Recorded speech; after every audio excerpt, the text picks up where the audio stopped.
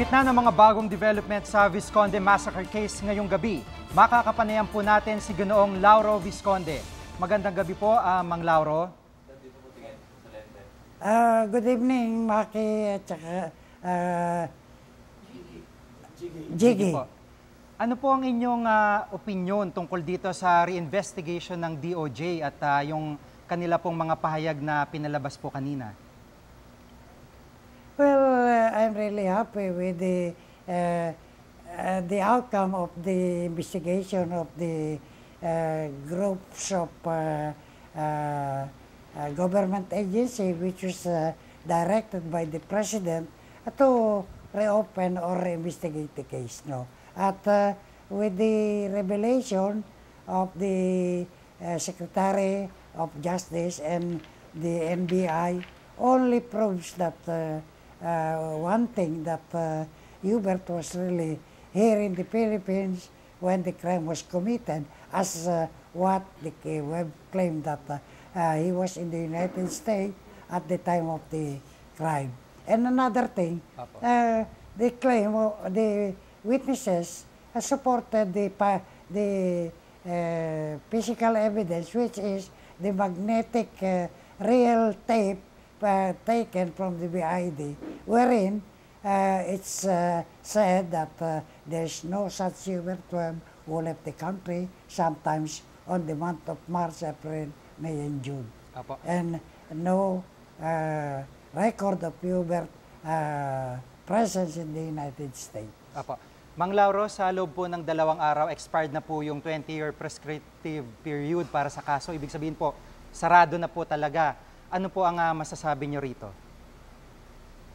Well, palagay ko naman hindi. Kasi, although not a lawyer, I believe that if ever there are other suspects who are still at large, who are not arraigned, can still be sued. Ano?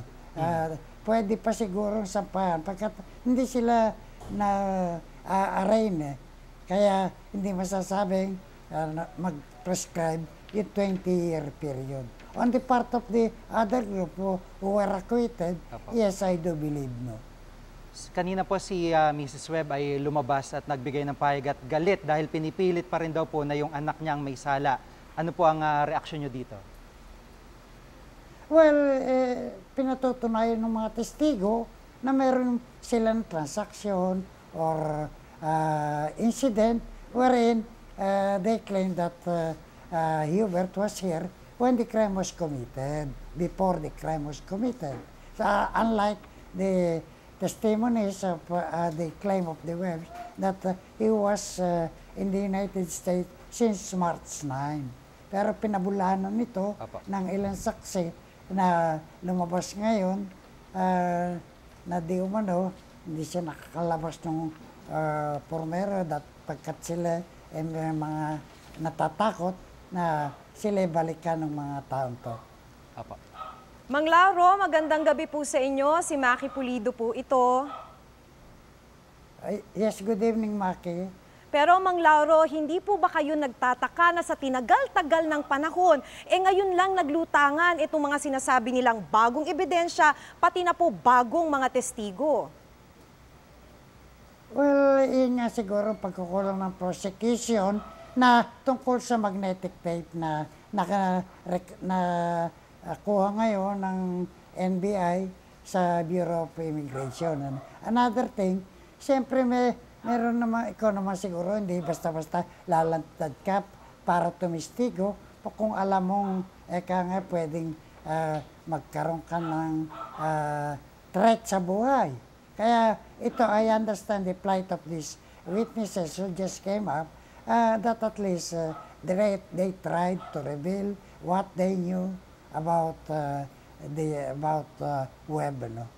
Paano po yun, Mang Lauro? Dahil daw po sa principle ng double jeopardy, hindi na raw po pwedeng kasuhan muli yung mga suspect na napawalang sala na ng korte. Pero matibay pa rin po yung paniniwala nyo na sila ang may mga kasalanan. Well, hindi naman nangangahulugan pinagpipilitan ko sila may kasalanan na ihahabla ko pa sila. I know that the Supreme Court denied me the true justice for the death of my family, you know. What I'm only after now is for the people to know who the real killers is. That's why I even challenged the justices of the Supreme Court who acquitted this group to help me find out the real killer. Not unless na-produce nila sa akin at naipakitang yung mga taong talagang may kasalanan, that's the only time perhaps that I'll even ask apology to the web. Mang Lauro, magti-20 years na po, pero ang sigasig nyo pa rin sa paghabol sa mga pumaslang. Minsan po ba naisip nyo nang sumuko na lang? Hindi. Alam mo, paghanap pala ng katarungan para sa mga mahal mo sa buhay, walang kapaguran eh. Ako kasi, imagine, I've been working out hard for at least my case to be resolved. Pero I was very much disappointed after the Supreme Court handed down its decision acquitting Webb and the group. Maraming salamat po, Mang Lauro. Sinubukan po naming imbitahan ng Pamilya Webb para sa live interview ngayong gabi pero hindi po sila nagpaunlak.